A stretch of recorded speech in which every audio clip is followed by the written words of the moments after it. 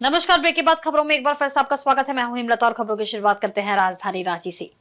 CM Hemant Soren को ED की ओर से पूछताछ के लिए लगातार सम्मन भेजा जा रहा है। इस बीच ये बात भी उठने लगी है कि सीएम से ईडी की पूछताछ के वक्त कहीं राज्य का लॉ एंड ऑर्डर नहीं बिगड़ जाए। इस तरह की बातों पर राज्यपाल सीपी राधाकृष्णन ने प्रतिक्रिया व्यक्त करते हुए कहा कि आखिर क्यों इससे लॉ एंड ऑर्डर पर असर पड़ेगा। राजधानी रांची में पत्रकारों से बात करते हुए राज्यपाल सीपी राधाकृष्णन ने कहा कि ईडी अपना काम कर रही है और सीएम हेमंत सोरेन को सही जवाब ईडी को देना है। इसमें लॉ एंड ऑर्डर बिगड़ने की बात कहाँ है। उन्होंने कहा कि कोई कानून से ऊपर नहीं है, इसलिए लॉ एंड ऑर्डर बिगड़ने की बात ही नहीं है। एक सवाल के जवाब में राज्यपाल सीपी राधाकृष्णन ने कहा कि आखिर पब्लिक क्यों गुस्सा होगी, उसे गुस्सा होने की जरूरत क्या है, ऐसा सवाल ही नहीं उठता है। लोकतंत्र में इन सब बातों की कोई जगह नहीं है। यहाँ तक कि प्रधानमंत्री ने भी जांच एजेंसियों को सवालों के जवाब दिए हैं। अगर आपको जननेता बनना है तो आपको जवाब देना ही होगा। उनका इशारा सीएम हेमंत सोरेन की तरफ था।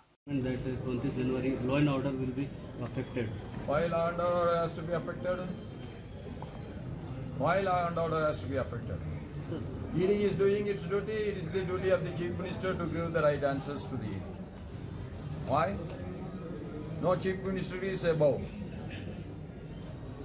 Why law and order situation will go into worst? Why? Public is angry, he said. Why public is angry? Why public should get angry? No questions? No questions in a democracy is not allowed. You know, the Prime Minister has answered to the special investigation team for a long time. You have to give the answers if you want to become the leader. Thank you, sir. इधर राजधानी रांची स्थित भाजपा प्रदेश कार्यालय में आज सदस्यता ग्रहण समारोह का आयोजन किया गया। पार्टी के प्रदेश अध्यक्ष बाबूलाल मरांडी की उपस्थिति में मनिका जिला परिषद सदस्य बलवंत सिंह, गारू प्रखंड की पूर्व जिला परिषद सदस्य शिल्पा कुमारी और मनिका की पूर्व प्रखंड प्रमुख गायत्री देवी ने अपने समर्थकों के साथ पार्टी की सदस्यता ग्रहण की। इस मौके पर प्रदेश अध्यक्ष बाबूलाल मरांडी सर्वप्रथम पार्टी की सदस्यता ग्रहण करने वाले सभी सदस्यों को बधाई देते हुए कहा कि जिस प्रकार से भारतीय जनता पार्टी में लोगों का जुड़ाव हो रहा है, उससे लगता है कि आगामी चुनाव में झारखंड प्रदेश सहित केंद्र में भी भारतीय जनता पार्टी का शासन होगा। जब हम उस रास्ते से जाते थे तो ये सोनी जी वगैरह का काफी आग्रह होता था बार बार कि बलवंत जी को ज्वाइन कराना है या उनके और साथियों को भी काफ़ी लोग ज्वाइन करेंगे कि आप अगर लातेहार समय देते तो हम जरूर समय देते, लेकिन कब देते ये निर्धारित नहीं हो पा रहा था। और शायद मैं कह सकता हूँ कि पार्टी में योगदान के लिए जिस प्रकार से जो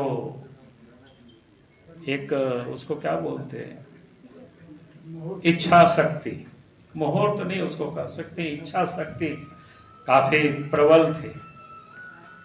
और मैं तो वास्तव में उम्मीद नहीं किया था, क्योंकि इन लोगों ने इतना हमसे आग्रह किया था आने के लिए, और मैंने भी कहा था कि जब समय मिलेगा और अपने निर्धारित करके मैं जरूर आऊंगा। तो शायद सबको लगा होगा कि पता नहीं कब आएंगे कि नहीं आएंगे, तो हम ही लोग चले आते हैं और फिर हम। राजधानी रांची में पहले सुबह से ही मौसम करवट लेते हुए कुहासा देखने को मिल रहा है। कुहासा बिहार से सटे झारखंड के सभी इलाकों में अगले 3 दिनों तक घना कुहासा देखा जा सकेगा। साथ ही साथ में झारखंड के मध्य और दक्षिणी पूर्वी भाग में भी घना कुहासा की संभावना है। शेष भाग में मध्यम कुहासा की संभावना है। इस दौरान हल्की बारिश होने की भी संभावना झारखंड के कुछ जिलों में है। कुहासे के समय में यातायात कठिनाई देखी जाती है।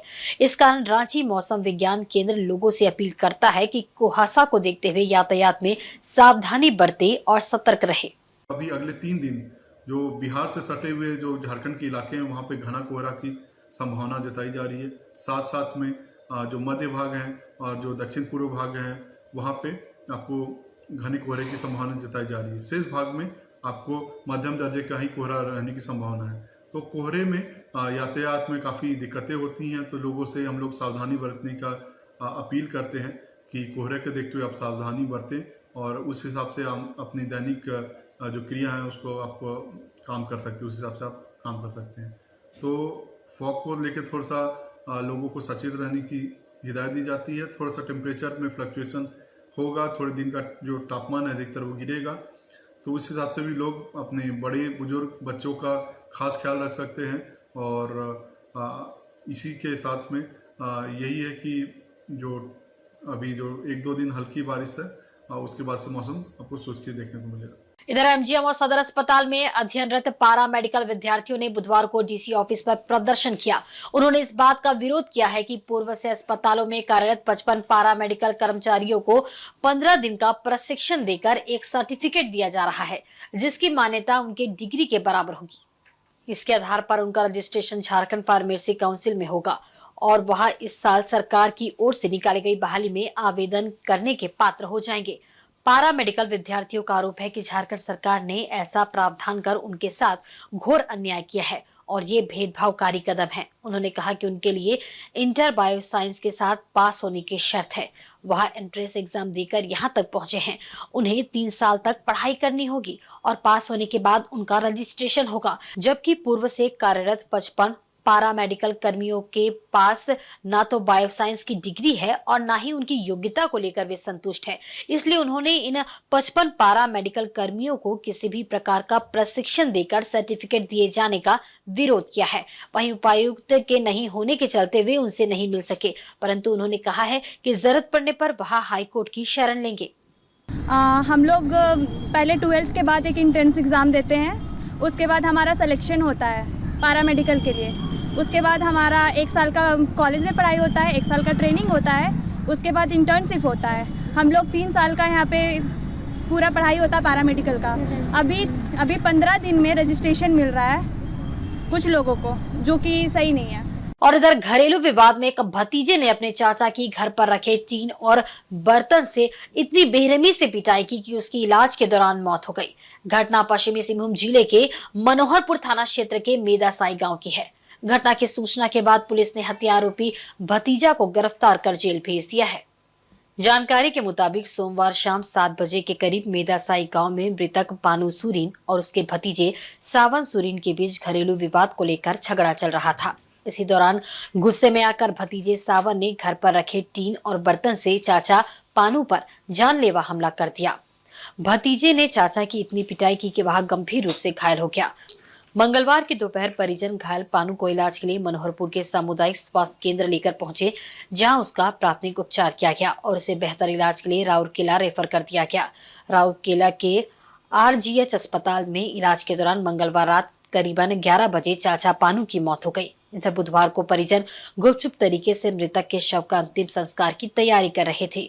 इसी दौरान मनोहरपुर थाना की पुलिस को घटना की सूचना मिल गई।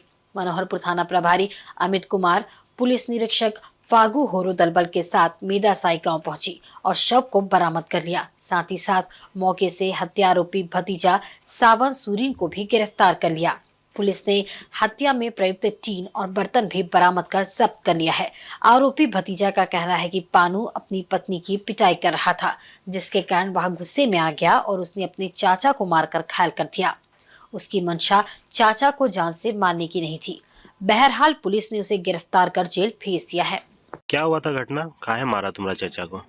मेरे चाची के साथ घुस रहे थे तो वो गलत शक किया तो उसको धक्का कर दे देता, वो टीना उना से मार दिए थे। सर में मार दिया? सर में पता नहीं कहाँ लगा। अच्छा, कब हुआ था? कब घटना हुआ? 15 तारीख को। 15 तारीख को? हाँ। उसके बाद?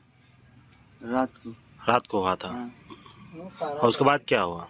उसके बाद फिर झगड़ा वगड़ा सॉल्व हो गया। वो भी फिर मैं चाची के साथ घर चले गए हम लोग। फिर मैं चाचा को यहीं छोड़ दिए थे। फिर रात को फिर मेरा चाची आई वापस। अच्छा, मैंने वो शक किया था तुम लोग को ना, इसीलिए तुम मारा उसको। क्या नाम है तुम्हारा? सावन सुरीन। और तुम्हारा चाचा का? पानू सुरीन। क्या झगड़ा काहे हुआ? मारा काहे? कौन मारा इसको? तो हमको मार रहा था। क्यों? कौन ही मार रहा था आपको? हाँ, खाली हम घर घुस गए तो खेल दिया। रात में? नहीं, कितना 5 बजे तक। अच्छा, तो आपका बेटा इसको मारा? नहीं, मेरा बेटा नहीं। तो वो गया है बुलाने। अच्छा, वो मारा? काहे मारा? वही आपसे झगड़ा हो रहा था इसीलिए? क्या नाम है इसका? पानू सोरेन। जमशेदपुर के बर्मामाइस थाना अंतर्गत कैरेज कॉलोनी के रहने वाले एक युवक को गाड़ी का भाड़ा मांगने पर मारपीट किए जाने का मामला सामने आया है, जिसके बाद से वह युवक जान के खतरे को भांपते हुए घर छोड़कर चला गया है, जिसके बाद परिवार वालों ने एसएसपी से भेंट कर आरोपियों पर कार्रवाई करने की मांग की है। घटना के बारे में युवक की मां सवैया देवी ने बताया कि 14 जनवरी को बस्ती के पवन नामक युवक ने अपने 3-4 दोस्तों के साथ डिमना पिकनिक मनाने जाने के लिए उसके पुत्र सोनू रजक से टाटा मैजिक भाड़े में लेकर गए थे, लेकिन रास्ते में गाड़ी चलाने को लेकर उसके पुत्र के साथ पवन विवाद करने लगा। किसी तरह वहां से लौटने के बाद सोनू ने पवन से गाड़ी का भाड़ा मांगा, जिसे लेकर उसे एक अन्य युवक के पास पैसे दिलाने की बात कहकर ले गया और वहां उसकी जमकर पिटाई कर जान से मारने की धमकी दी।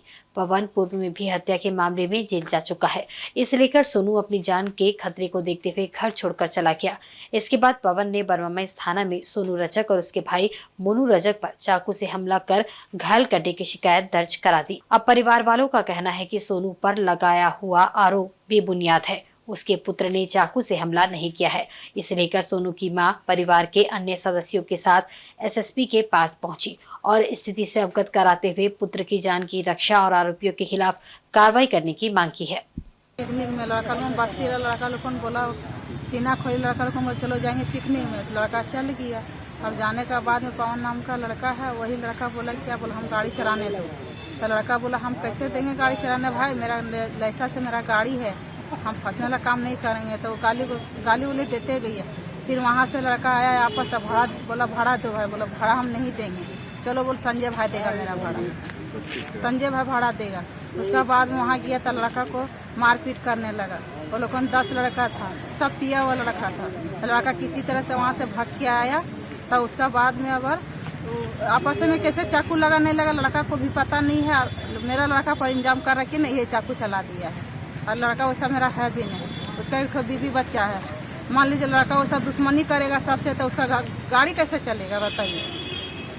तो गाड़ी कौन सा गाड़ी लेगी? एलपीटी है। एलपीटी है गाड़ी, मतलब क्या कार था? नहीं 4 चक्का है। अच्छा, तो भाड़ा कब वापस आके मांगा? हाँ आपस होके मांगा। तो उसका बाद में मतलब कि झगड़ा हुआ? तब झगड़ा हुआ है। बोल मेरा संजय भाई देगा पैसा, चलो वहाँ लगा के सकता। वो कहाँ रहता है? वहीं रहता है कैरेज कॉलोनी। कहाँ पर? कैरेज कॉलोनी टीना खोली तब रहता है। तो अच्छा, संजय को वहाँ ले जाके बहाना पे जाके मारपीट किया? तब मारपीट किया। वहीं जमशेदपुर के एमजीएम थाना अंतर्गत कुरमा गांव के किनारे पेड़ से 26 वर्षीय युवक का शव लटका मिला। मौके पर पहुंची पुलिस ने शव को कब्जे में लेकर पोस्टमार्टम के लिए भेज दिया है। मृतक के बड़े भाई निर्मल महतो ने बताया कि उसका छोटा भाई सनातन महतो रविवार को दोपहर 4 बजे के लगभग नहाने के लिए घर के समीप नाले की ओर गया था, लेकिन उसके बाद से वह घर नहीं लौटा। परिवार वाले खोजबीन करने के बाद गांव के ही ओझा गुनी के शरण में गए, जहां बताया गया कि उसका भाई सतबहनी में है। इसके बाद परिवार वाले पूजा पाठ में लग गए। 2 दिन बाद नाला किनारे पेड़ से उसका शव को लटका हुआ गांव वालों ने देखा। इसके बाद इसकी सूचना पुलिस को दी गई, जिनके द्वारा शव को जब्त कर पोस्टमार्टम के लिए भेज दिया गया है। इधर भाई निर्मल का कहना है कि सनातन का किसी से कोई विवाद नहीं था, बावजूद घर से निकलने के 2 दिन बाद दोबारा घर के समीप ही शव का मिलना समझ से परे है। फिलहाल पुलिस पूरे मामले की जाँच में जुट गई है। कब से मतलब कि कब आप लोग को पता चला थे? पता तो कल चला सर, मोटामोटी 2:30-3 बजे पता चला था। हम लोग का गांव प्रधान ये सबको जानकारी देने के लिए सबको बुलाया गया है। उसके बाद प्रशासन लोग को बुलाया, उसके बाद ये लोग एम्बुलेंस लेके गया। उसके बाद लाया, लाके वहीं रखा था, फिर वहाँ से अजनिया लाया। यही तो कहाँ पर, घर में हुआ कि बाहर में? बाहर में हुआ सर, नाला किनारे। नाला किनारे पेड़ से? तो कब गया था घर से बाहर? घर से बाहर तो आपको बोल रहे संडे को गया था। संडे को करीब 4:30 इसी टाइम में गया था। टाइम उतना देखा नहीं था, लेकिन वैसे लगभग हो गया। मतलब क्या बोल के निकला? नहाने बोल। फिर आप लोग को वापस नहीं आएगा? वापस आया नहीं। फिर हम लोग गाँव देहात में जो होता है तो गाँव देहात में दिखाया ओझा ओझू को। उसके बाद बोला कि 7 बहनी में इसको छिपाया है। 7 बहनी में छिपाया है, इसीलिए हम लोग थोड़ा पूजा पाठ में लगे हुए थे। तो कल मिला चला। आगामी 22 जनवरी को अयोध्या राम मंदिर के प्राण प्रतिष्ठा को लेकर जहां एक तरफ देश भर में उत्साह है, वहीं जमशेदपुर में भी इसको लेकर अलग अलग कई आयोजन किए जा रहे हैं। इसी के तहत सोनारी राम मंदिर समिति द्वारा 2 दिवसीय विशेष धार्मिक अनुष्ठान का आयोजन किया जा रहा है। एक वार्ता के तहत इसकी जानकारी मंदिर कमेटी ने दी। इन्होंने जानकारी देते हुए कहा कि अयोध्या में रामलला के मंदिर का प्राण प्रतिष्ठा 22 जनवरी को होगा और जमशेदपुर में भी इस दौरान विशेष धार्मिक अनुष्ठान का आयोजन होगा। 21 जनवरी को मंदिर परिसर में भव्य कलश यात्रा निकाली जाएगी, जिसमें सैकड़ों की संख्या में महिलाएं शामिल होंगी, जिसके बाद पूजन होगा। वहीं 22 जनवरी को रंगोली प्रतियोगिता होगी, जिसका थीम प्रभु श्री राम पर आधारित होगा। साथ ही संध्या बेला में दीप उत्सव मनाया जाएगा, जिसमें 11,000 मिट्टी के दिए जलाए जाएंगे, जिसके बाद सुंदरकांड का पाठ होगा।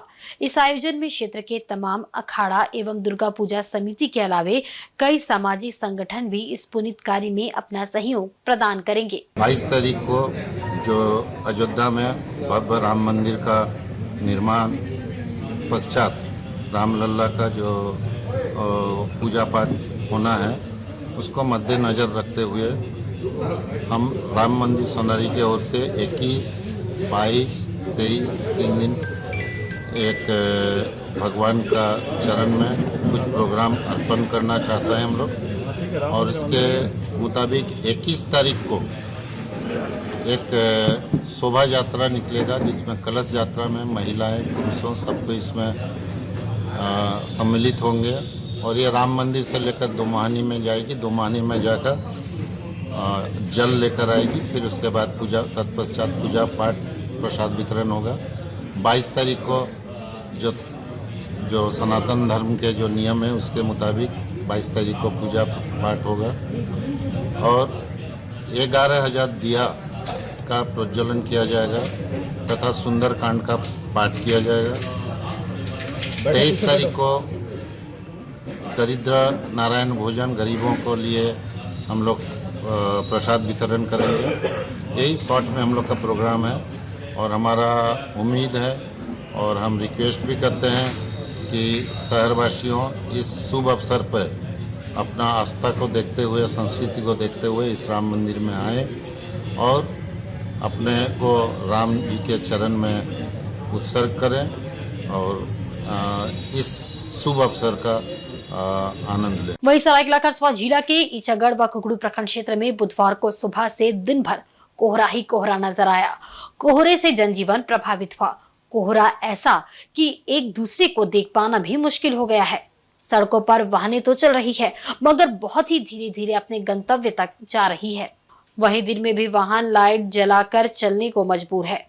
कोहरा से दिन भर अंधेरा छाया रहा। वहीं वाहन कोहरा के चलते सड़कों पर खड़ी रही। करीब 1:30 बजे तक कुछ भी देख पाना असंभव सा प्रतीत हो रहा था। जैसे जैसे दिन ढलता गया वैसे वैसे कुछ कोहरा साफ होने लगा। हालांकि शाम तक सूर्य की रोशनी से दिन भर लोगों को दीदार नहीं हुआ।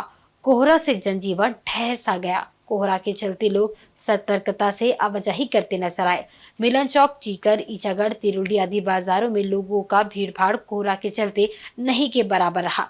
दुकानों में ग्राहकों की उपस्थिति भी बहुत कम रही। वहीं पूर्व मुखिया पंचानन पात्र ने बताया कि आज दिन भर कोहरा ही कोहरा छाया रहा। वाहन एक दूसरे को देख भी नहीं पा रहे हैं।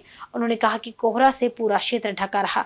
दिन को ही रात का नजारा देखने को मिल रहा है। उन्होंने कहा कि कोहरे से ठंड भी बढ़ गया है। कोहरा से जनजीवन प्रभावित हो गया है। दिन के 10 बजे तक लोग वाहनों को सड़क पर ही खड़े कर रखे ही थे। हमारे इस क्षेत्र में पूरा सुबह से दिन भर पूरा कुआसा ही नजर आ रहा है और पूरा अंधेरा हो गया है। इसमें वाहन भी बहुत धीरे धीरे जा रहा है और दुकानदार लोगों का भी परेशानी हो गया है, क्योंकि इसमें आदमी का आने जाने का बहुत तकलीफ हो रहा है। और आज ठंडा भी बढ़ गया है और पूरा ऐसा अंधेरा हो गया कि कोई नज़र नहीं आ रहा है। सूरज का रोशनी भी एक बार भी नहीं दिखाई दे रहा है। सरायकेला खरसावां जिला के कुकड़ू प्रखंड क्षेत्र के चौका आदड़ी में 2 दिवसीय मेले का उद्घाटन पूर्व जीप उपाध्यक्ष अशोक शाह, नारायण गोप, कल्याण चंद्र सिंह आदि ने फीता काटकर किया। टूसू मेले में जहां टूसू चौड़लों की प्रदर्शनी लगाई गई, वहीं झूमर नृत्य का भी आयोजन किया गया। मेला में टूसू चौड़ल व झूमर नृत्य आकर्षण का केंद्र बिंदु रहा। हजारों की संख्या में लोग मेले में पहुंचे और मेले की शोभा बढ़ाई। झूमर नृत्य देखने के लिए भी लोगों का हुजूम उमड़ पड़ा। पूर्व जिला परिषद उपाध्यक्ष अशोक शाह ने भी मांदर बजाकर लोगों का मनोरंजन कराया। झूमर नृत्य के साथ दर्शक भी जमकर थिरके। मेला में नगाड़ा, ढोल व गाजे बाजे के साथ चौड़ल नुमा टूसू के साथ लोग पहुंचे। टूसू चौड़लों को भी कमेटी द्वारा पुरस्कृत किया गया। वहीं पूर्व जिला परिषद उपाध्यक्ष अशोक शाह ने कहा कि टूसू मेला हमारी संस्कृति है। बंगला पहला माँ को अखांड यात्रा को लोग खुशी मनाने के लिए मेले का आनंद उठाते हैं। उन्होंने कहा कि 2 दिनों तक लगने वाले इस मेला में जहां टूसू चौड़ल शोभा बढ़ा रही है, वहीं झूमर नाच का भी लोग आनंद ले रहे हैं। उन्होंने कहा कि संस्कृति को बचाए रखना जरूरी है। संस्कृति हमारी पहचान है। आज का जो मेला है वो चौका, आदाडी, बाबूडी, बोंडी ये 2 दिवसीय पारंपरिक मेला के रूप में मनाया जा रहा है। ये बीच में कुछ दिन बंद था, लेकिन ये पारंपरिक मेला है गांव का। और ये गांव का जो मेला है इसमें शिव मंदिर, पुराना शिव मंदिर के 100 अवसर पर इस मेला को मनाया गया है। और ये मेला काफ़ी उत्साह और सांस्कृतिक कार्यक्रम के साथ 2 दिवसीय मेला के रूप में मनाया जा रहा है। ये बड़ी खुशी है गाँव वाले लोग के लिए। और ये मेला आने वाले दिन इस क्षेत्र का सबसे विकसित मेला के रूप में माना जाएगा। इधर मुसाबनी में सिख समुदाय द्वारा गुरुद्वारा में 10वें गुरु गोविंद सिंह की जयंती धूमधाम से मनाई गई। मौके पर निःशुल्क चिकित्सा शिविर का भी आयोजन किया गया। सिखों के 10वें गुरु गुरु गोविंद सिंह की जयंती मुसाबनी 3 नंबर स्थित गुरुद्वारा में प्रकाश उत्सव के रूप में धूमधाम से मनाई गई। इस अवसर पर गुरुद्वारा में सुबह गुरबानी, सबद, कीर्तन किया गया। इस मौके पर गुरुद्वारा के गुरु वचन सिंह ने गुरु की महिमा का रसपान कराया। इस मौके पर सिख समुदाय के लोग उपस्थित हुए। मौके पर लंगर का भी आयोजन रखा गया। गुरुद्वारा के समीप उत्तरी बादिया पंचायत सचिवालय में निःशुल्क चिकित्सा शिविर का भी आयोजन किया गया, जिसमें चिकित्सकों द्वारा आंख, नाक, कान, दांत तथा अन्य रोगों की जांच की गई तथा मुफ्त दवा का वितरण किया गया। खालसा वाहिगुरु जी की फतेह। हम आज मुसाबनी गुरुद्वारा में धन धन श्री गुरु गोविंद सिंह जी महाराज का 358वां प्रकाश दिवस मना रहे हैं। आज उनके प्रकाश दिवस को बड़े श्रद्धा और प्यार से मनाया जा रहा है, जिसके उपलक्ष्य में हमने सहज पाठ गुरु श्री गुरु ग्रंथ साहिब जी का सहज पाठ प्रारंभ किया था। वो आज समाप्त हुआ है और श्री गुरु ग्रंथ साहिब जी को सुंदर रुमाले पोशाकें भेंट किए गए हैं और शब्द कीर्तन का कार्यक्रम होगा।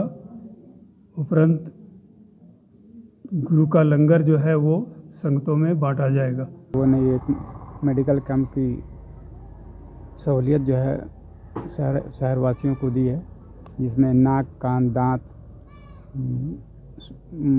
और साथ ही जनरल फिजिशियन और साथ ही मोतियाबिंद के जितने भी मरीज हैं उनको ये चयनित किया जाएगा और उनका मुफ्त में उनका जो है ब्रह्मानंद में भी उनका मोतियाबिंद का ऑपरेशन किया जाएगा। और साथ ही ब्लड प्रेशर एवं ब्लड शुगर की भी मुफ्त में जो है यहाँ पे जांच की जाएगी आज।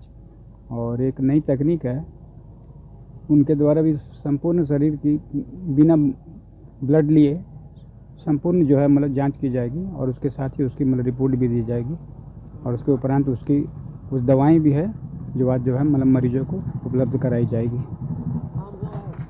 और हमें विश्वास है कि लोग ज़्यादा से ज़्यादा इनका आज अपने स्वास्थ्य के प्रति जागरूक होंगे और अपने अपने स्वास्थ्य को तंदुरुस्त रखने में उनको ये मदद मिलेगी।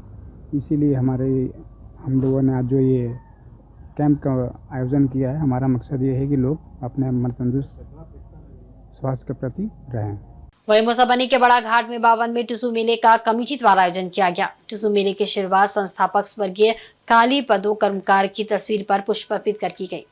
इस मौके पर काफी संख्या में लोगों का जन सैलाब उमड़ा। कमेटी द्वारा टूसू प्रतिमा प्रतियोगिता का आयोजन किया गया, जिसमें दूर दराज से आए कई लोगों ने अपने टूसू प्रतिमा को प्रदर्शित किया। अच्छा प्रदर्शन करने वाले टूसू प्रतिमा की टीम को पुरस्कृत भी किया गया। इस मौके पर पारंपरिक गाजे बाजे के साथ महिलाओं ने नृत्य प्रस्तुत किया, जिसे देखने काफी संख्या में लोगों की भीड़ उमड़ी। मेले में कई तरह के महिला, बच्चे व पुरुषों के मनोरंजन की व्यवस्था थी। लोगों ने जमकर मेले का लुत्फ उठाया। सफल आयोजन में अध्यक्ष निर्मल कर्मकार, ग्राम प्रधान गोपाल टुडू, बारूनिया ग्राम प्रधान यश माडे आदि की अहम भूमिका रही।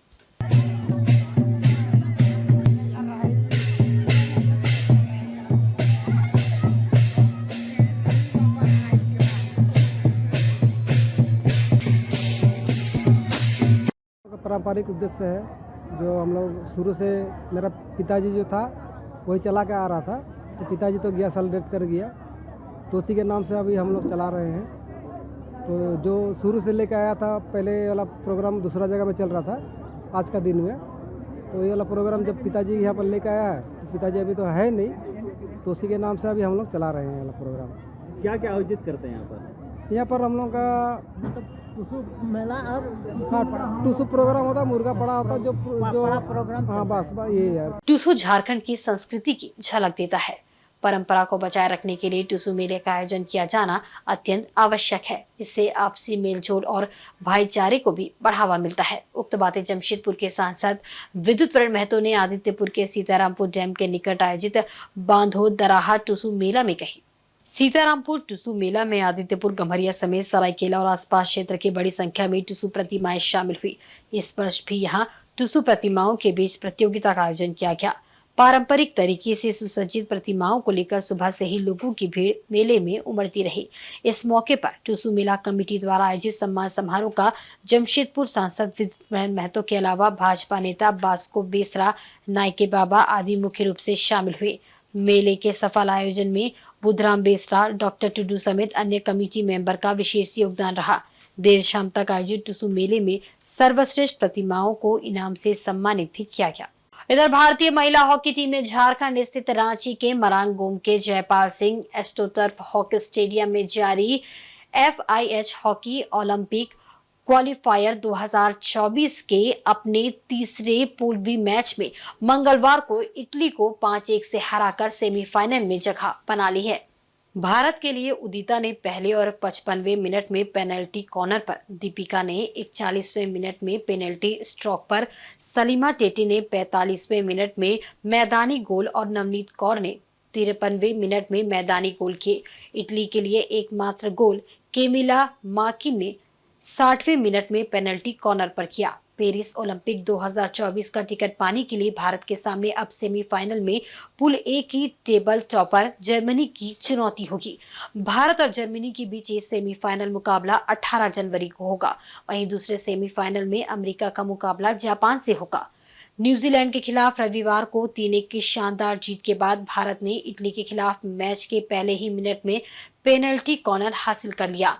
पिछले मैच में स्कोर शीट पर अपना नाम लिखवाने वाली उदिता ने एक परफेक्ट शॉट के साथ गोल करके भारत के लिए पहला गोल दाग दिया।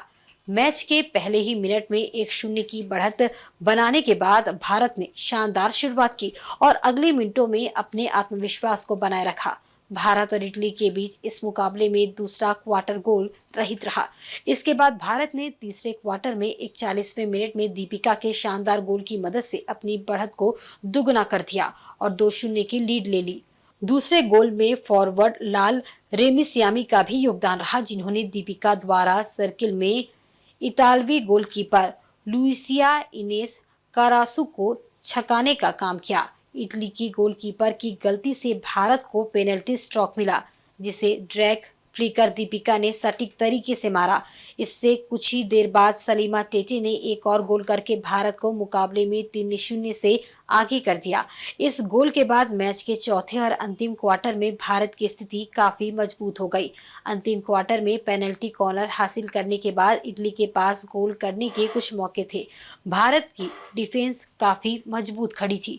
दूसरी ओर मैच के 53वें मिनट में नवनीत कौर ने भी स्कोर शीट पर अपना नाम लिखवाते हुए मेजबान टीम के लिए एक और गोल कर दिया। इसके बाद भारत को 55वें मिनट में एक और पेनल्टी कॉर्नर मिल गया। अपने 100वें मुकाबले को बेहद खास बनाते हुए उदिता ने एक और गोल दागकर मैच में अपना दूसरा गोल कर दिया।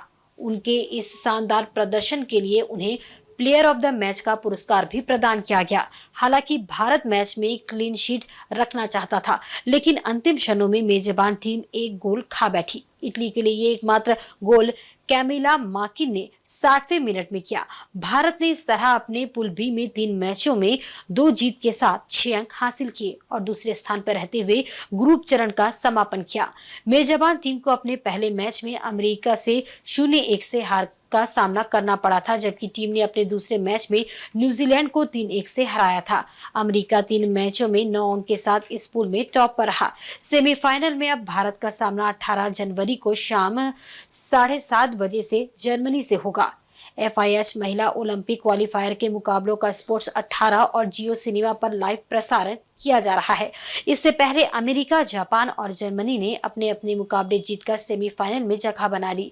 अमेरिका ने न्यूजीलैंड को 1-0 से मात देकर लगातार तीसरी जीत दर्ज की। अमेरिका के लिए एकमात्र गोल एलिजाबेथ येगर ने दूसरे क्वार्टर में 17वें मिनट में पेनल्टी कॉर्नर को गोल दागा। अमेरिका ने अपने पूल बी में ग्रुप चरण में तीनों मैच जीते। सेमीफाइनल में अमेरिका का सामना गुरुवार को जापान से होगा। न्यूजीलैंड ने 3 अंक के साथ तीसरे नंबर पर रहते हुए अपने अभियान का अंत किया। दूसरे मैच में जापान ने चिली को 2-0 से पराजित किया। जापान के लिए काना उराता ने पहले मिनट में मैदानी गोल और मियू हासेगावा ने 23वें मिनट में पेनल्टी कॉर्नर को गोल किया। जापान अपने पूल ए में 7 अंकों के साथ दूसरे स्थान पर रहा। जर्मनी के भी 7 अंक थे, लेकिन गोल अंतर के कारण जापान अपने पूल में टॉप पर रहा। दिन के तीसरे मैच में जर्मनी ने गोलों की बारिश करते हुए चेकिया को 10-0 से करारी शिकस्त दी थी। जर्मनी के लिए इस मुकाबले में सोंजा जिमेरमन ने 42वें, 46वें और 52वें मिनट में गोल करके अपनी हैट्रिक पूरी की। इसके अलावा जेटे फ्लेक्सटेस ने 22वें और 44वें मिनट में, चार्लोट स्टापेनहॉर्स्ट ने 19वें और 43वें मिनट में, जबकि नाइक लॉरेंस ने 39वें, पाउलिन हेज ने 54वें और सेलिन ओरूज ने 55वें मिनट में गोल दागे। और आज के बुलेटिन में बस इतना ही। कल फिर हाजिर होंगे कुछ नई खबरों के साथ। तब तक देखते रहें इनसाइड झारखंड न्यूज। नमस्कार।